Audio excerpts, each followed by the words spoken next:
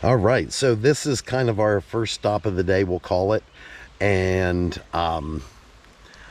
pretty awesome. I personally myself have never seen a petroglyph, and we brought you out to Judaculla Rock. So we're going to read a little bit here about it so you have some sort of idea, and then we're going to go take a look at it. So follow us.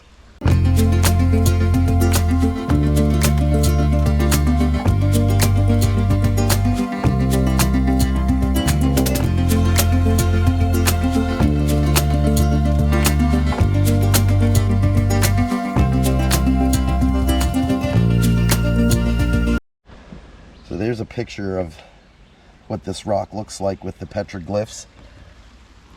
There are the petroglyphs. It's considered one of America's most significant historical places. Yeah. The rock is carved with approximately 1,548 designs, more than any other known petroglyph boulder in the eastern United States. So here's the site.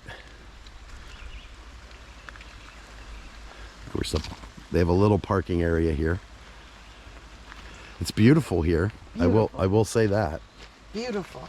Archaeologists believe that it was a intensive use of the site beginning over 3,000 years ago when soapstone builders were quarrying for making bowls.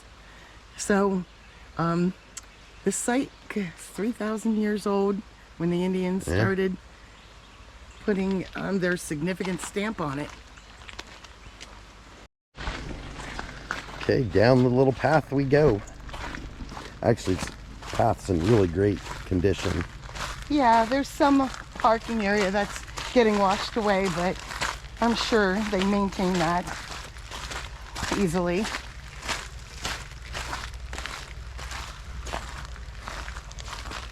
Oh, butterflies are making themselves known.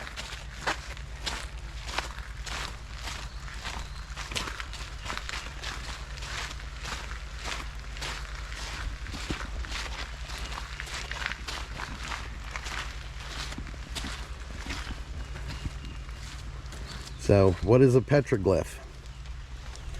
It's a type of rock art. The image is inscribed into the rocks. Native people made these markings by pecking, abrading, or scratching rocks. They were created or used during rituals and ceremonies, and others may tell a story. Petroglyphs may have been used to mark an important event or serve as a map. While rock art is found all over the world, you are about to visit the most extensive petroglyph site in North Carolina.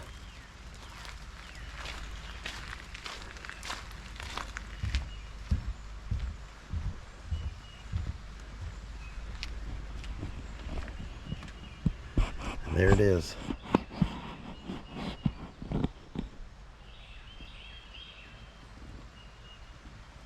The thing about it is you can actually make out figures, maybe not from every point of view, but there are actual figures, the representation of what looks to me as corn or wheat,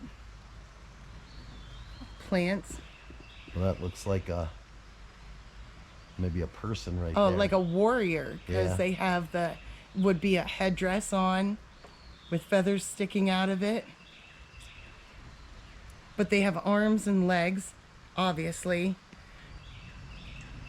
Pretty cool.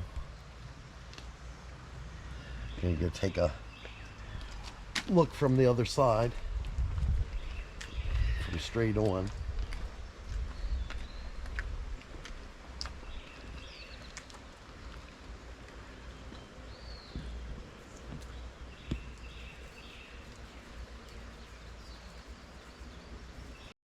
So there's the petroglyphs. That way you can see them a little bit better. And then we're going to go look at this again.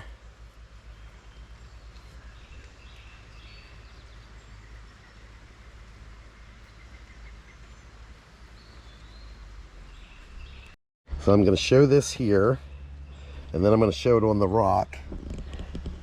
hopefully you can see that right down there.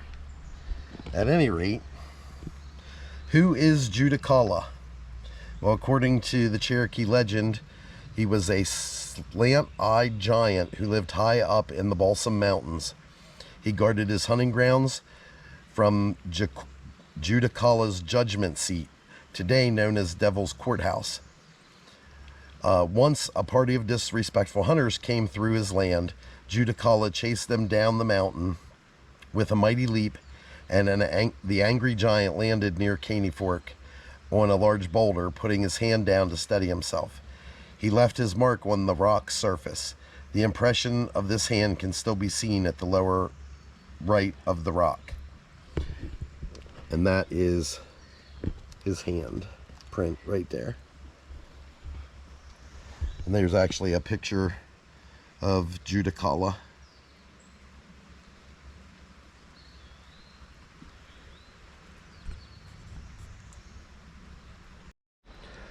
Here's from the other side, looking down on it. Now they're figuring that most of the glyphs are between 300 and 1500 years old. They were all put here by Cherokee Indians at different points in time.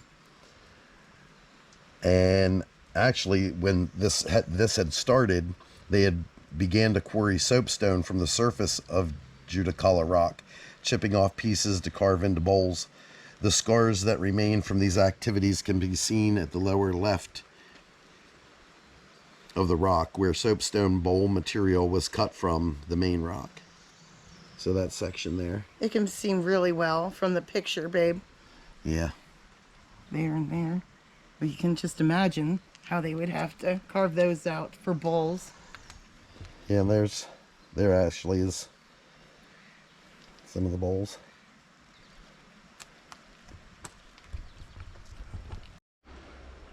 Really, really cool. Love this. All right, this is our next stop in this video. Not the same day, but let's go. We're in North Carolina. Yep, still in North Carolina. In a place called Blowing Rock. Yep, we told you we'd be back to the actual Blowing Rock, and that's where we are. Ta-da!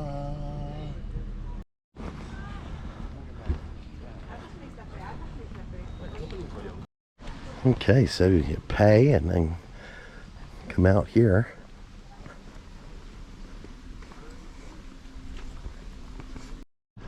One really cool view from up here, isn't it? Yep.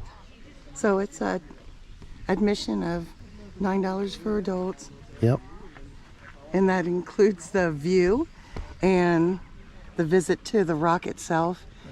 And there's a trail. And a beautiful hiking trail that's short and easy, convenient, stunning. So it's not windy today, so I don't know that I'm gonna jump off and see if the wind will blow me back up. So a little bit of the history of the Blowing Rock here. They're like gargoyles of metamorphic rock that looms over this Johns River Gorge. It's one of the oldest traveled attractions. It was made in 1933. It's got a beautiful town, a storybook village that surrounds this area. Yeah. In the town of Blowing Rock. Which I will try to link that video of Blowing Rock to this video in the description. And it says somewhere that it's 3 times taller than the Empire State Building. 3 times taller. Yeah. It's like a gargoyle.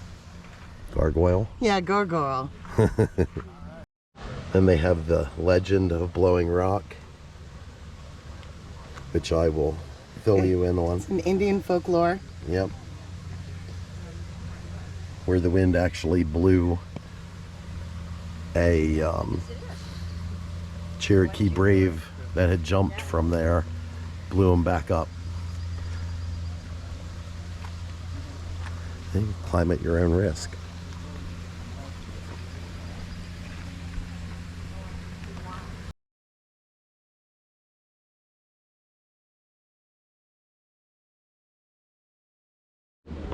They got a little survey stake up here, which is kind of cool. And that's kind of, I'm not getting any closer to the edge, I know that. But I will turn around here so Steph-N-Lee can take my picture. I think this is almost just as cool, being down here underneath the rocks on the little trail they have. And you can really see how that's like straight down.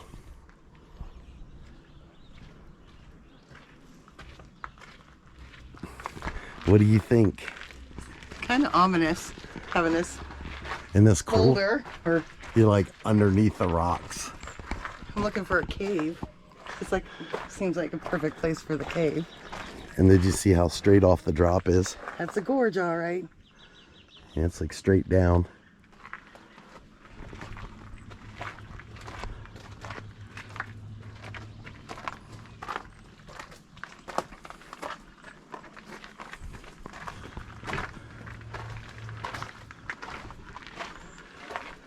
That's what I was saying. I almost like being down here underneath the rocks as much as I did on top of the rocks. There you can really see the straight down drop.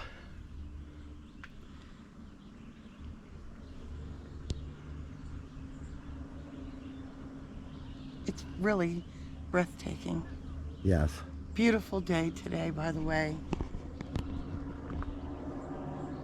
Yeah, it's only like 70 degrees with a slight breeze. It's so it's very peaceful.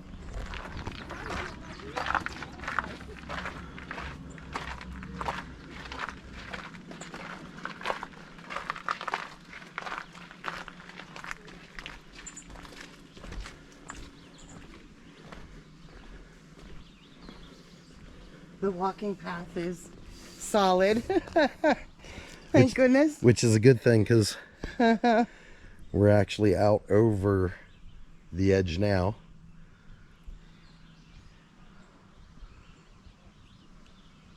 But just beautiful. This is one of the nicer visitor center and historic places. Yeah. I mean, for an attraction, it's pretty high-end, fancy, clean, well-kept, well done. Yeah, and that little trail was very easy. Oh, yeah. And they got a bunch of pretty lilies and other flowers. Planted up here, they have a koi pond around the corner. Yeah, we'll take a look at that next. I should probably stick the camera under the water. It is waterproof, but I don't feel like tempting fate.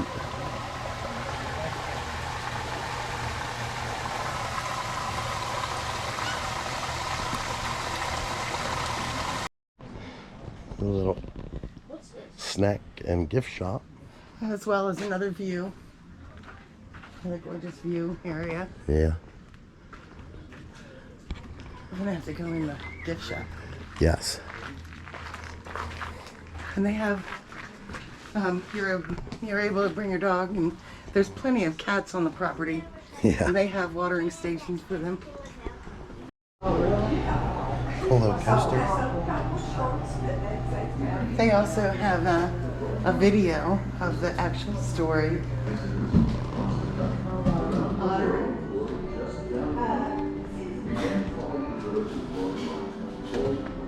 Some of our favorite things. There's a face jug.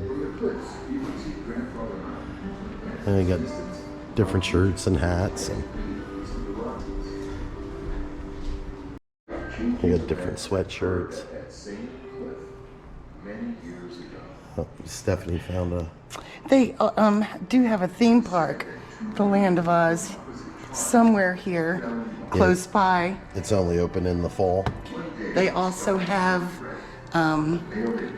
like a magic town where you get. You're on your own. I can't help you out. It's like a play on gravity.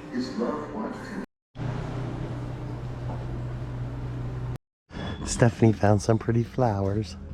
They are stunning. You got an observation deck out here. Actually, I believe there's a couple of them.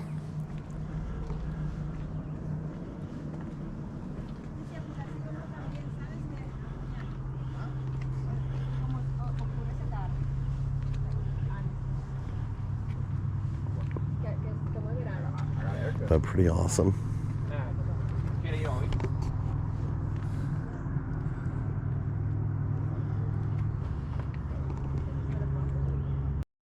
Now we'll go check out the Mineral Display Photo Gallery Museum. It's inside here. It's really well aligned out here. Bathrooms are clean and it's all compact and easy to get to. Yep.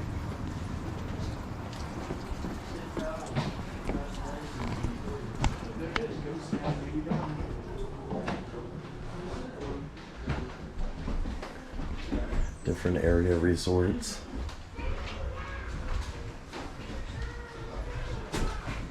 Tweetsy train.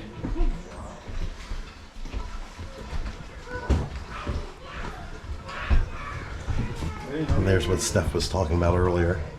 Yeah, they're all black and whites.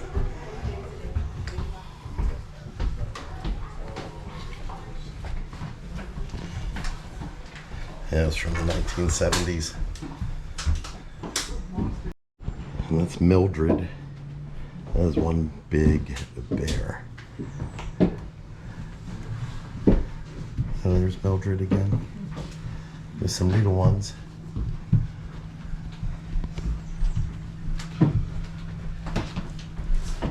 This area must be Scotch Irish. Yeah. One of the old signs.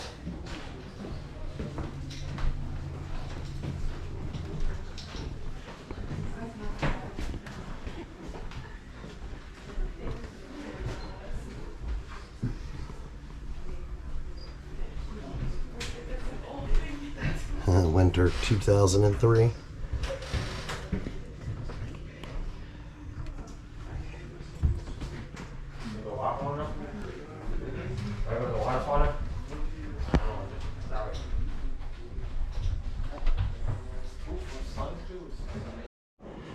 Grandfather Mountain Quartz.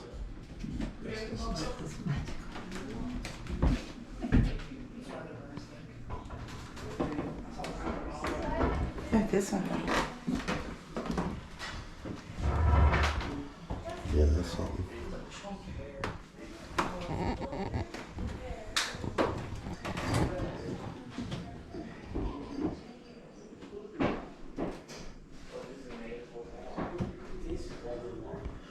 Micah. Wow. Yeah, that's something else, isn't it?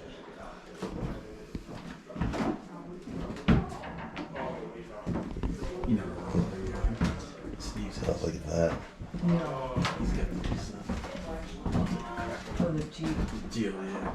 Tri-stage quartz with emerald. I feel like we're slee stacks standing around. Some of you will get what I mean by slee stacks. Hey, that's Kryptonite. Yeah, that's what I was thinking.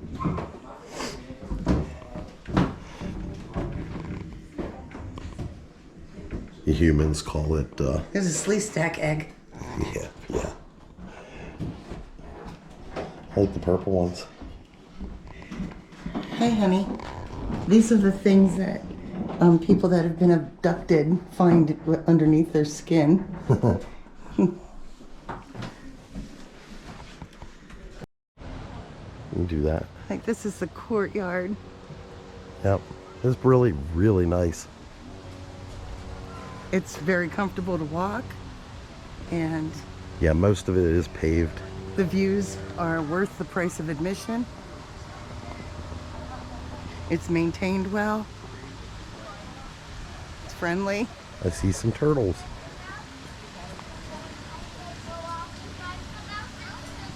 Lots of turtles.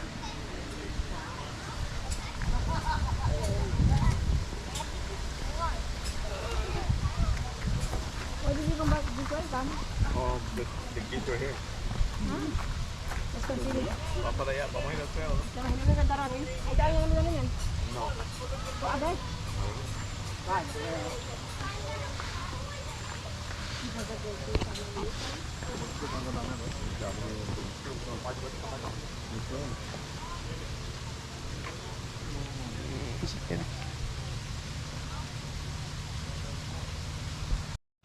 So there's the type of turtles they are.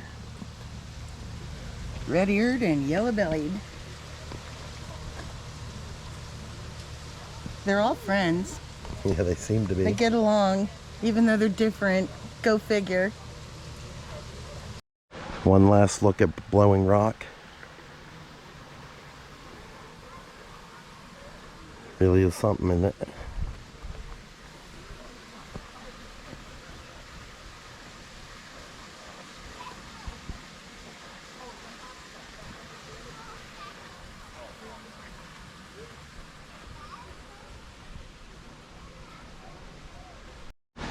A nice little courtyard, you called it, Stephanie? Courtyard.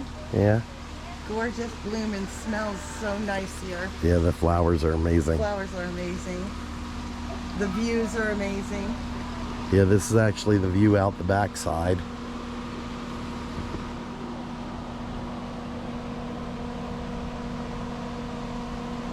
More beautiful flowers. More beautiful Steph-N-Lee. I She really really love loves the cafe feel out here. Yep. Then we're gonna wrap this video up inside the gift shop.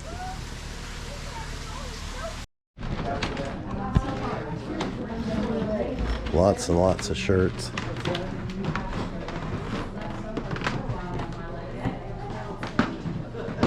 Oh, One of each. What do you think? I think that's pretty cool.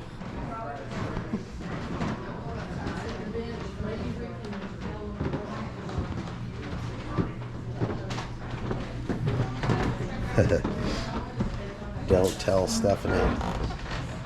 Oh, hey! Our little fun ones, little toys. Yep. All right, so that's going to do it for this really rocky video.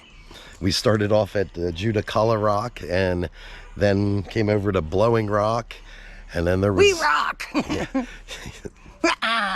There you go. Hey! So, if you like this video, please give it a thumbs up. If you haven't yet, please subscribe. And until next time, have a Steph-N-Lee day. So here is the legend of Blowing Rock. It is said that a Chickasaw chieftain, fearful of a white man's admiration for his lovely daughter, journeyed far from the plains to bring her to Blowing Rock and into the care of a squaw mother. One day, daydreaming on the cliff, she spied a Cherokee brave wandering in the wilderness far below and playfully shot an arrow in his direction. The flirtation worked because he soon appeared before her wigwam, courted her with songs of his land, and they became lovers. Now, I'm going to fast forward a little bit. So he was torn by conflict whether to go back to his land because he had felt that there was trouble or to stay with her. And so he leaped from the rock into the wilderness far below. The grief-stricken maiden prayed daily to the Great Spirit until one evening, with a reddening sky, a gust of wind blew her lover back onto the rock and into her arms. From that day, a perpetual wind has blown up onto the rock from the valley below. For people of other days, at least, this was explanation enough for the Blowing Rock's mysterious winds, causing even the snow to fall upside down.